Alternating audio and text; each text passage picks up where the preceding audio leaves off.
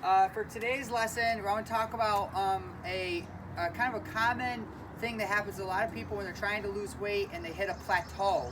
And they're trying to break through that plateau and they can't figure out why. They might be doing all the right things, or at least it feels like you're doing all the right things. You're working out regularly, you're in a calorie deficit, and it's just like weight's not budging. So what's going on here and what can we do about it?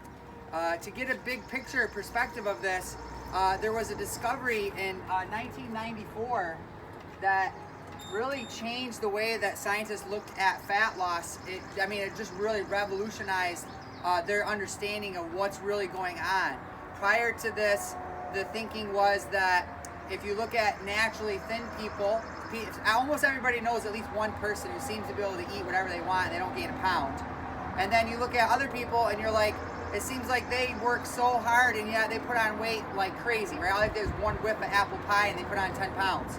So the thinking used to be, well, naturally thin people must just have really high metabolisms, and someone who's overweight must just have, a lower metabolic rate. And so up to that time, up until 1994, the kind of thinking was, well, the best way to lose weight is to get people to increase their metabolic rate, and that'll fix everything. So supplements and workouts and drugs and all these things were developed to try to increase metabolism.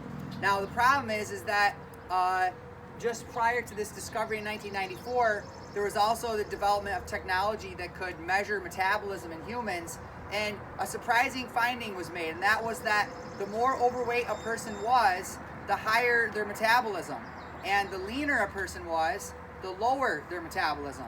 So it was actually the opposite of the myth is what was actually going on. So basically, someone who's very lean, especially someone very naturally lean, has a very low metabolism, whereas someone who's very overweight has a very high metabolism. It's exactly the opposite. So if someone who's lean has a low metabolism, is the solution going to be increasing metabolism of someone who's already higher than normal?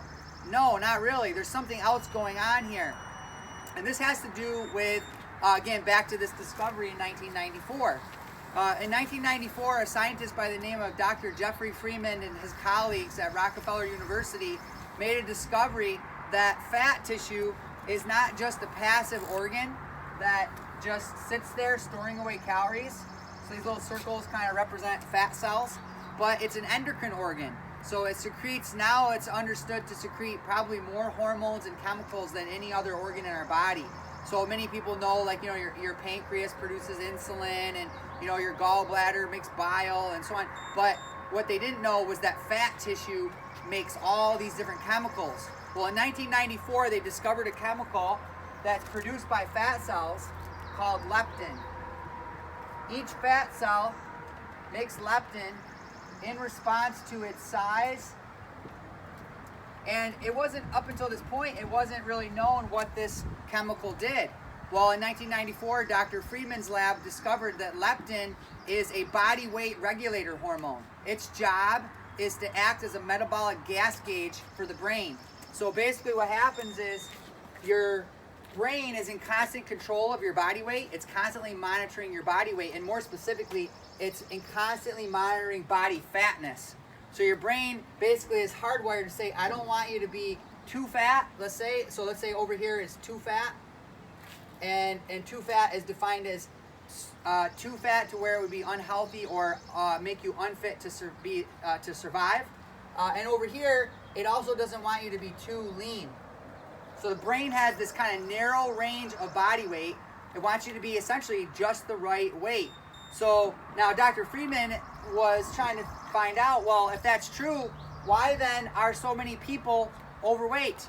Why isn't everybody staying nice and lean like these quote-unquote naturally lean people are?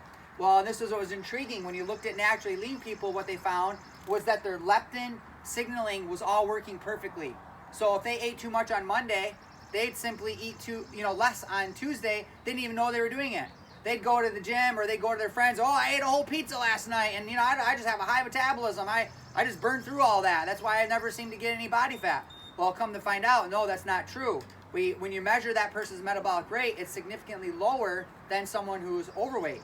So the reason they're staying lean is not because they're cranking through all those calories. The reason they're staying lean is because their leptin is working so perfectly that whenever they overeat on Monday, they'll simply move more on Tuesday and they'll eat less without even realizing they're doing it. Spontaneously adjusting their body weight.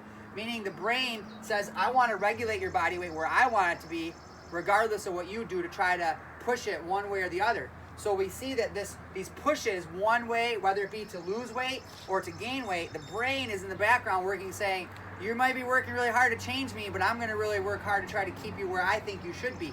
So the question is, if the brain wants to be at a healthy place, why would it push someone toward a heavier place?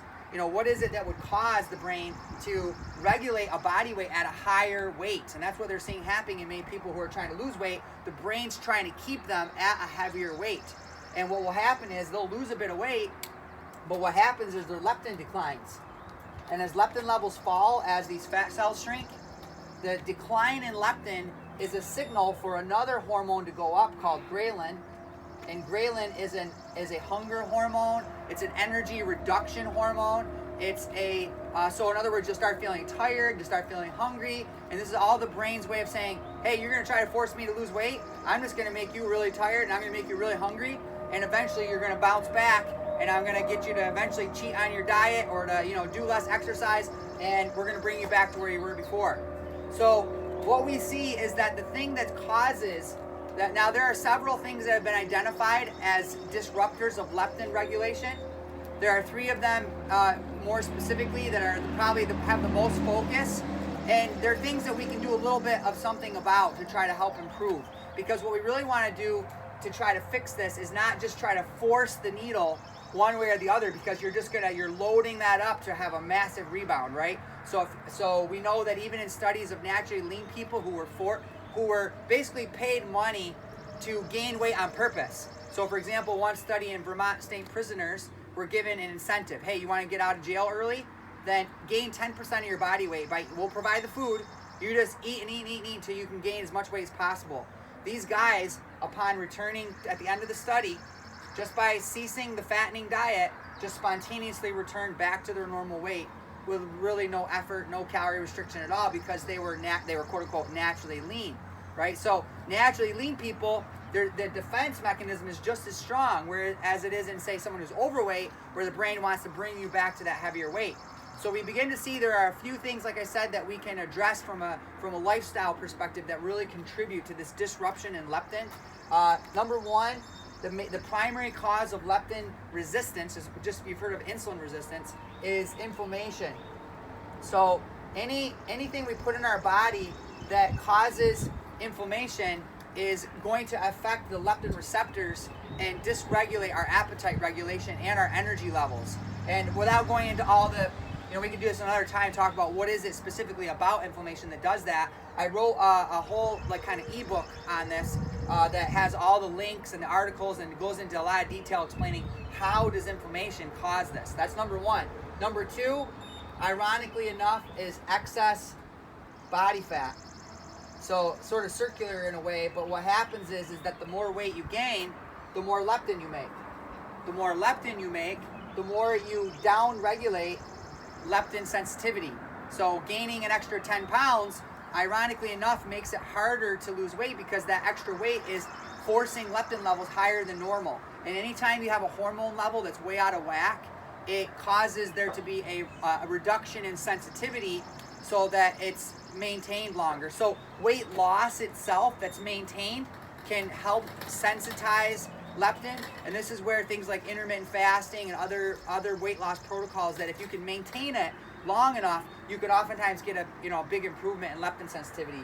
And then finally, the third one that really seems to be a lot of focus has to do with certain types of lipids, or fat. Lipids, just another term for fats. Certain types of fats that are now known to actually cause leptin resistance. Literally, by eating these fats, you will see, for example, in animal studies, you can give mice for example, an infusion of palmitic acid, and they will immediately become leptin resistant. Meaning what happens is the brain's ability to regulate your appetite and your energy levels is dramatically altered. So what will happen is you'll go through the whole day, you'll feel like you're starving. You don't feel like you've really actually eaten that much, but you're just starving. And so you have this feeling of like, I gotta eat, and I eat, and it never just shuts off. And so you go to the end of the day and you gain, again, what happens? Not only did you eat too much, but now you gain excess body fat, leptin levels pop back up again, and now you're right back in that cycle again, right? So these particular types of fatty acids you have to be very cautious of because they are really problematic at dysregulating appetite. And this is really ultimately kind of the solution when it comes to trying to fix this, is to not to try to force the needle one way through unhealthy means, but figuring out, how do I lower my inflammation? How do I lower my body fat through diet and lifestyle that's going to be, help improve sensitivity?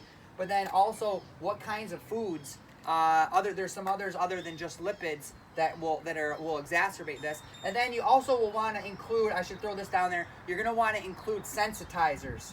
So sensitizers are substances that are shown to be improve leptin sensitivity. So for example, I'll give you one. Tea saponins are compounds in different types of herbal tea. One that's really high in tea saponins is oolong tea. So oolong tea have substances that improve leptin sensitivity. And so we can consume these foods that we know of don't think of it as in they have low calories, think of it as they have chemicals that improve the brain's ability to regulate appetite, so that you go through your day and you're just like, I'm not really hungry. So you just don't eat, right? Because you're not hungry. Rather than saying, oh, I'm starving, but I got to force myself to only eat, 100 calories of this meal, and I'm going to be hungry all day, right? That's the wrong way to go about, because that's going to eventually backfire, right? So we ought to find these foods and begin to include them regularly in our diet. And then also foods that lower inflammation. What kinds of foods are going to best squelch inflammation? Because we lower that not just by avoiding the bad, but by including the good. Then we're going to start coming at this from the root issue rather than the surface issues. Were you going to ask something, Julie? Yeah, green tea. Yeah, green tea is a good one too. Yep. You're welcome. I was going to say good night, but I was like, have a good rest of your day. See you guys later.